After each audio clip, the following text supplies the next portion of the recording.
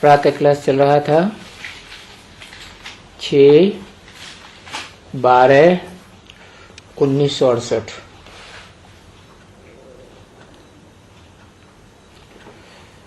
चौथे पेज की मध्य में बात चल रही थी। जो जैसी सर्विस करते हैं ऐसा अच्छा वो पद पाते हैं। राजा बनने का है तो प्रजा भी बनानी होती है, और फिर जो भी उनके नंबर में अच्छा आते हैं वो भी फिर राजा तो बनते हैं ना। माला जिसको कहा जाता है वो संगठन रूपी माला भी तो बनती है ना। तो अपने से पूछना चाहिए कि हम माला के संगठन में कौन सा नंबर बनेंगे। राज की माला, प्रजा की माला। अब प्रजा की माला तो परम अपार है, वो तो बहुत मुश्किल है। उनकी माला नहीं बनती है। नहीं, अच्छे अच्छे जो रतन हैं जिसको नवरत्न कहा जाता है, नवरत्न तो चाहिए, 8 ही चाहिए ना। तो 9वां रत्न फिर मुख्य देते हैं। जो हीरा बनने वाला है, हीरा, उनको कहेंगे भी हीरा। और हीरे को बीच में रखते हैं। जब नवरत्न बनाए जाते हैं ना तो हीरे को तो बीच में ही रखते हैं, क्योंकि माला के ऊपर में भी तो फूल है ना।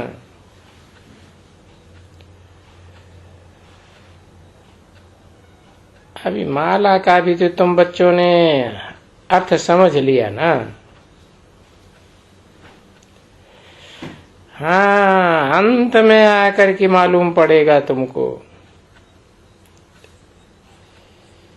ये भी दाना मुख्य कौन से बनते हैं? 8 जो डायनेस्टी में आएंगे, वो भी तुम समझ जाएंगे। ऐसे मत समझो वही ये ट्रांसफर होने की बदली में तुम बाबा से कहते हो ना। इस ड्रामा की जब पिछाड़ी होगी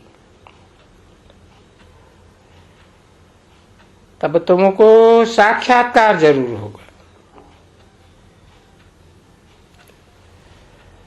तुमको इतना भी साक्षात्कार होगा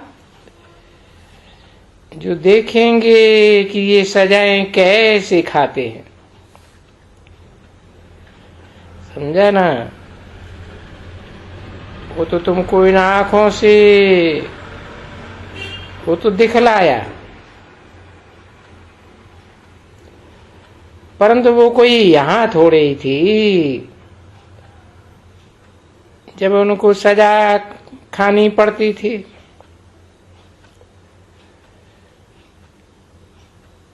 उसको फिर ये कहा जाता कि सजाएं जो मिलती हैं ये दरबार इनकी लगती है।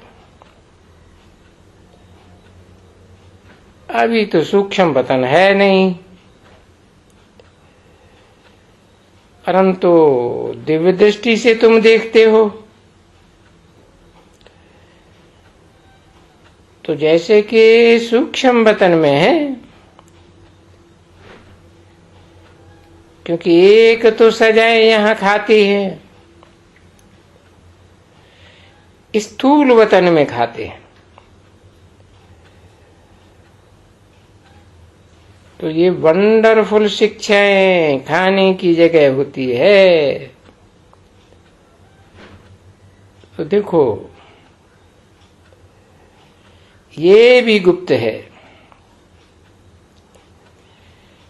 ये शिक्षा कहाँ खाती है भाई? गर्भजेल में खाती है शिक्षा। अब ये आत्मा शरीर तो छोटा होता है, तो सजाएं कैसे खाएंगे? तो ये ड्रामा में पार्ट है, यानी अंदर की सजा वहां खाते हैं। जो भी दूध वगैरह मिलता है ना बच्चे, वो भी जो छी छी चीजें रखाती हैं माताएं, तो उनको दूध भी खराब मिलता है बच्चों को। तो वो अंदर ही अंदर बीमार हो जाते हैं, पीछे अंदर सजाएं खाते हैं। फिर गैन है ना, फिर वहां जैसे जेल में है, और जेल में फिर धर्मराज को देखते हैं कि हमको बाहर निकालो। तो यहां भी ऐसे ही होता है ना। उनको कहेंगे धर्मराज को, हमको अभी बाहर निकालो। बाहर निकलवाने का प्रबंध करो, हम फिर नहीं आएंगे जेल में। 6/12/1968 की प्रातः क्लास का 5वां पेज। ये भी गायन है। और दूसरा होता है ये कर्म का हिसाब, कर्म भोग जिसे कहा जाता है। जो ये बीमारी सीमारी वगैरह वगैरह, तो बीमारी तो गर्भ के अंदर भी होती है ना बच्चों को।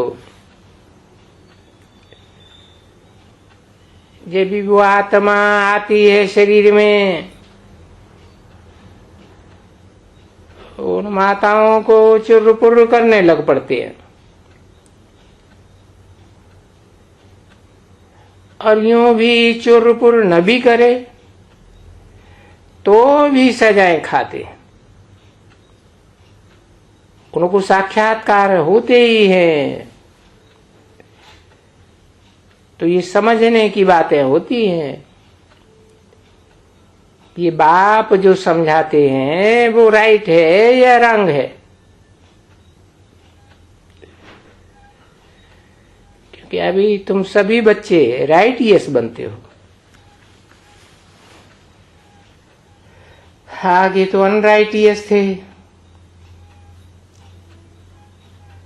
तमो प्रधान को अनराइटियस कहा जाता है। तो ये दुनिया के लिए कहा जाता है। ये सारी दुनिया ही अनराइटियस है, क्योंकि राज्य ही रावण का है। फिर जब राम राज्य जिसको कहा जाता है,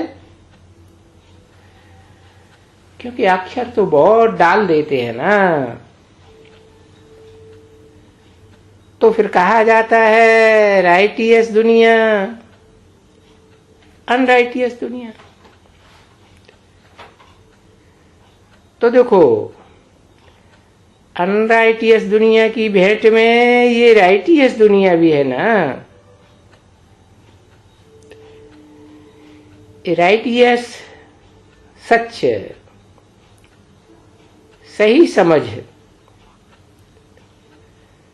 सच्चे सच्चे बने फिर तुम राइटियस बन जाते हो, बन रहे हो।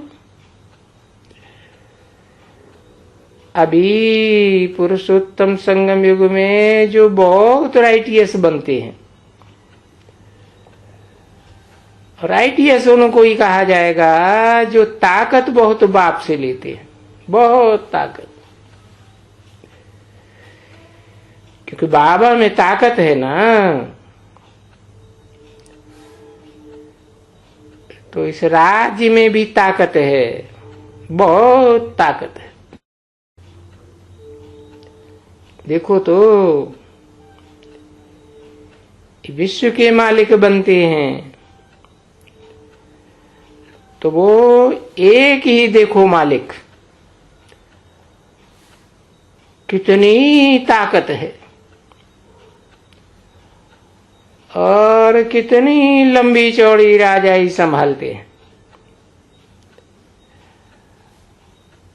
और कोई हंगामा वगैरह कुछ भी नहीं। और जिनमें ताकत कम है उनके पास तो राज्य में बहुत हंगामे हो जाते हैं। तो बच्चे जब पतित बनते हैं ना, तब इन राजाओं में कलयुग में इतनी ताकत नहीं रहती है। क्योंकि ताकत जो मिलती है बच्चों को वो आधा कल्प के लिए मिलती है। फिर भी कहेंगे कि आधा कल्प के लिए भी नंबरवार पुरुषार्थ अनुसार मिलती है। सबको एक जैसी ताकत नहीं मिलती है और न सब एक जैसा पद पाए सकते हैं। अभी वो जो ऐसे हैं पद नहीं पाए सकते हैं, वो भी कहेंगे उनका ड्रामा में नूद है। पहले से ही ड्रामा में नुदा हुआ है। क्योंकि तुम्हारा जो पार्ट है ना बच्ची, शुरू से लेकर के अंत तक सबका जो पार्ट है, वो पिछाड़ी में जो आता है उनका भी पार्ट ऐसे ही बना। और पार्ट ही उनको ऐसे मिला हुआ है अनाज पिछाड़ी में आने का। तो जो पिछाड़ी में आते हैं मच्छर के मुआफिक मरते हैं,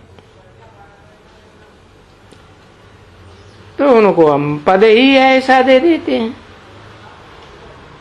जैसे मच्छर आया और मरा, उनको फिर मनुष्य भी नहीं कह सकते हैं। वास्तव में बुद्धि ऐसे कहती है कि आया और मरा।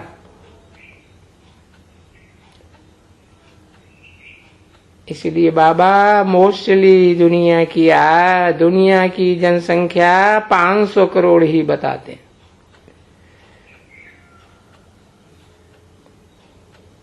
तो बताते इसलिए हैं कि वो मनन चिंतन मंथन करने वाले कुछ न कुछ तो मनुष्य हैं।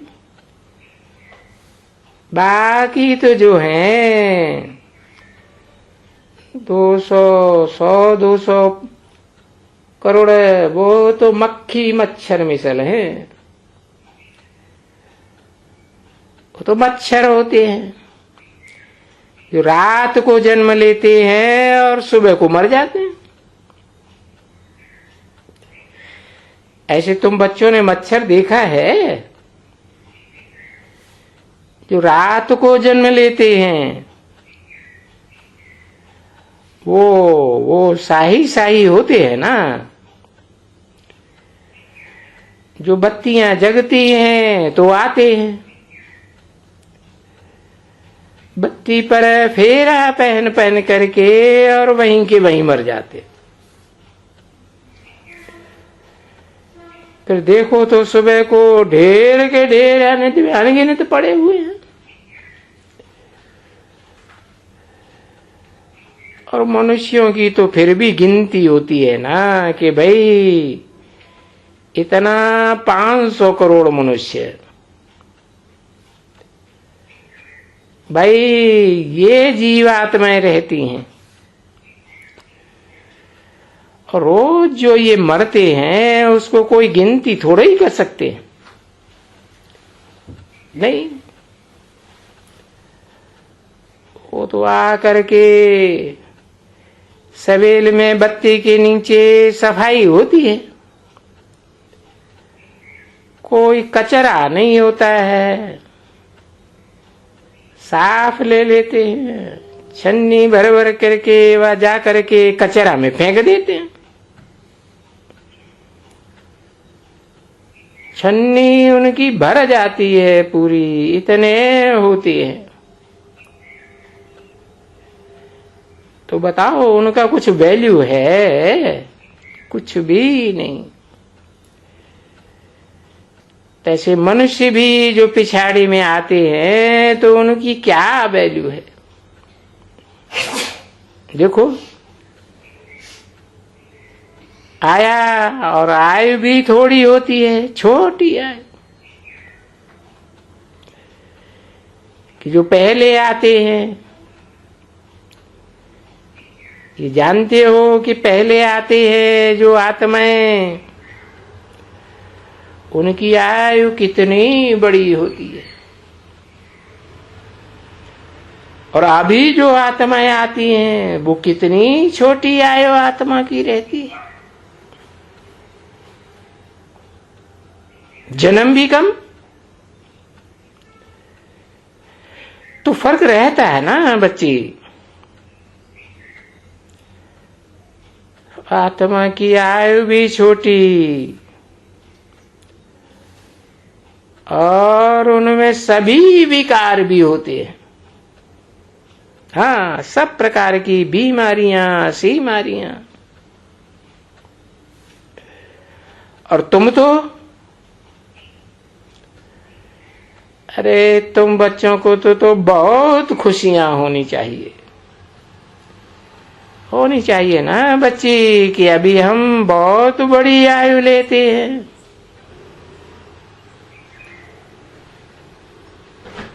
हमने कलयुग के अंत में छोटी आयु भी लिया है, और सतयुग के आदि में बड़ी आयु भी लेते हैं।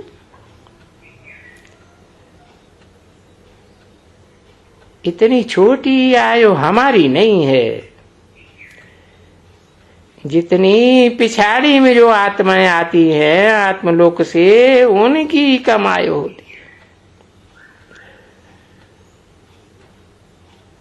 और हमारी तो आयु भी बड़ी होती है, इसमें छोटी होती है कलयुग के अंत में। और देखो, आधा कल्प में दुख भी उठाते हैं, पूरा आधा कल्प सुख भी उठाते हैं, तो पूरा आधा कल्प दुख भी उठाते हैं। तो तुम बच्चे तो फुल लाइफ लेते हो और फुल पार्ट बजाते हो। ड्रामा में तुम्हारा फुल पार्ट। तो जिनका फुल पार्ट है कहेंगे तुमको ही बैठ करके समझाते हैं। किनको? जो ड्रामा में ऑलराउंड फुल पार्ट बजाने वाले हैं। बाकी जो फुल पार्ट बजाने वाली नहीं है, वो तो देखो कम पढ़ते हैं, या तो कम पढ़ते हैं या तो भागंती हो जाते हैं।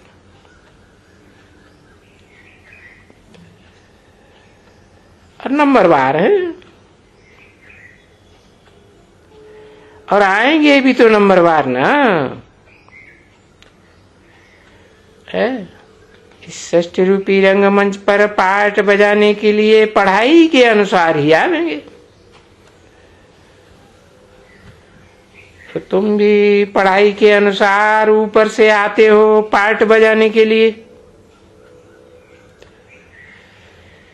अभी ये सभी बातें जो बाप सुनाते हैं बच्चों को,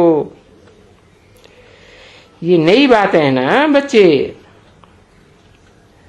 और ये नई बातें किसके लिए हैं? ये नई पढ़ाई नई दुनिया के लिए, ये तुम्हारी नई पढ़ाई है।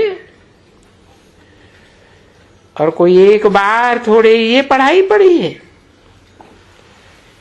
बाप कहते हैं कि अनेक बार तुमने ये पढ़ाई पढ़ी है।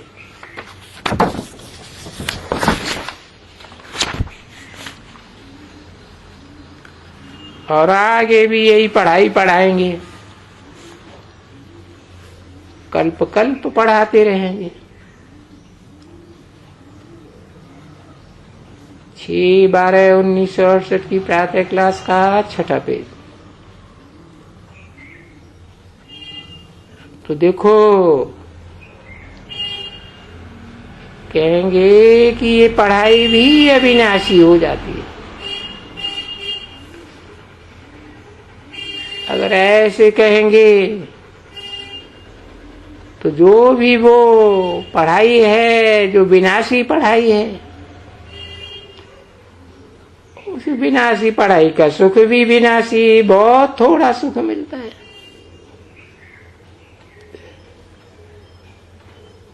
अगर ये भी ख्याल करो पाठधारियों के ऊपर, तो जो जो इस समय में समझो बैरिस्टर बनते हैं, फिर भी कल्प बाद भी वो बैरिस्टर ही बनेंगे। तो उस पढ़ाई में भी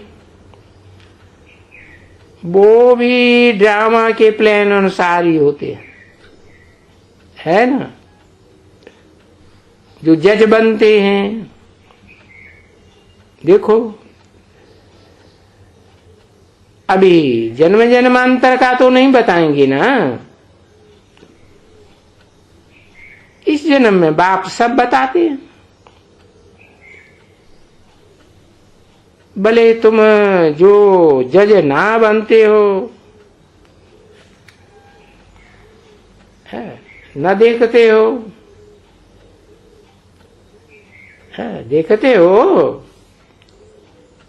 देखते हो ना, तो वो जो 5000 वर्ष बाद वो ही जज बनेंगे, वही नाम वाला। वो भी इस समय में जो भी जिसका पार्ट बजता है, सबका वो ही पार्ट बज रहा है। सबका वो ही पार्ट बज रहा है जो हर 5000 वर्ष में बजेगा। तो जो पार्ट सतयुग में बजता है वो तो थोड़े मनुष्यों का होता है, बहुतों का तो नहीं होता है। अभी तो देखो बहुत मनुष्य हैं,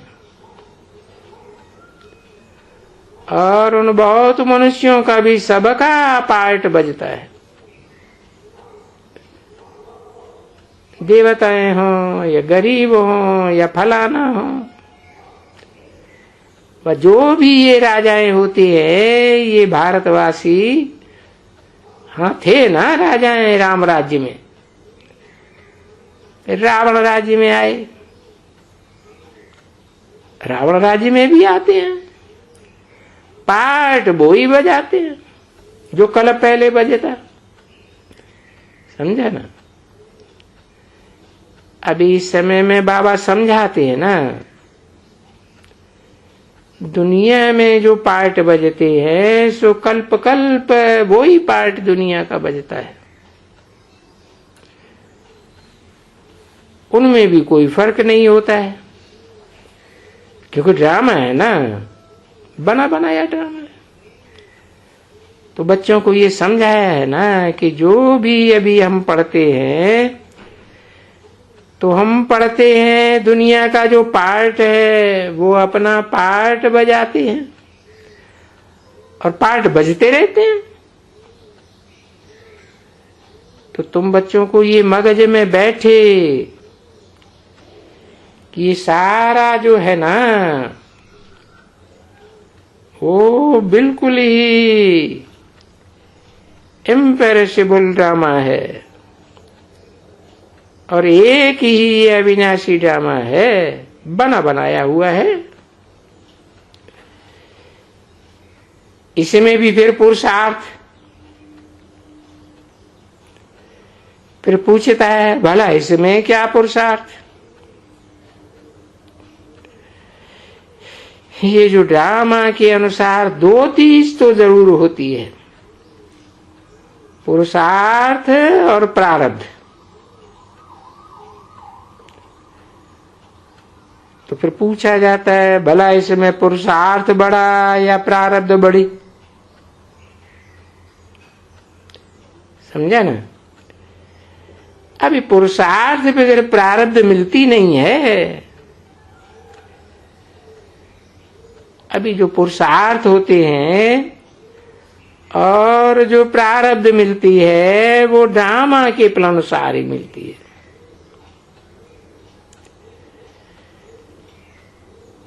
तो सारा बोझा ड्रामा के ऊपर जाकर पड़ता है कि जो भी करेंगे तुम जरूर करेंगे। वह कई हैं जो नहीं करेंगे, और देखो ऐसे बहुत हैं जो पुरुषार्थ ही नहीं करते हैं। देखो आते भी हैं, कोई पुरुषार्थ करते भी हैं, फिर भी नहीं करते हैं, तो फिर उनको प्रारब्ध नहीं मिलती है। ओम शांति।